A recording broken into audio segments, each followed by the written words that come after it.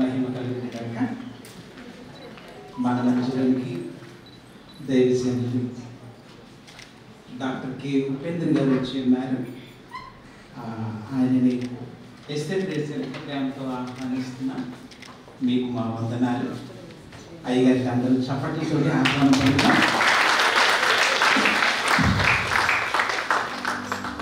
మేము ఎవరిని ఈ కార్యక్రమానికి పిలవాలి అని మేము ప్రార్థన చేయకుండా ఉంటాం కదా, ప్రార్థన చేస్తున్నట్లు వారం 10 రోజుల క్రితం నుంచి ప్రార్థన చేస్తున్నాం.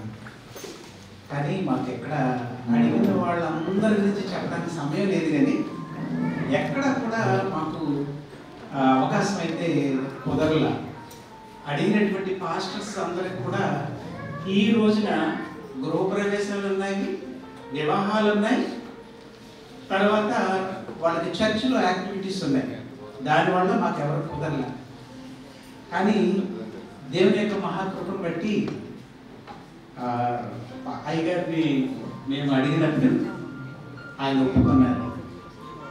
ఎలా అంటే 6వ తారీఖున ఒక ఊర్లో మీటింగ్ ఉంది, 7వ తారీఖునేమో విజయవాడలో ఉంది, 8వ తారీఖున కాకినాడలో వెళ్ళారు, 9వ తారీఖున ఈ రోజున కూడా కాకినాడలో ఉంది.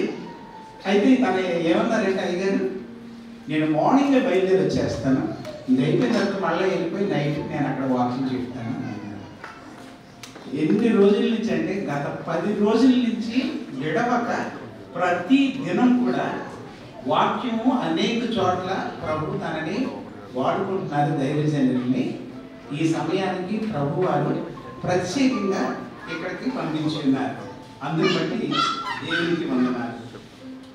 అయితే పాస్టర్ గారు డాక్టర్ కె ఉపేంద్ర గారు క్రైస్ట్ చర్చ్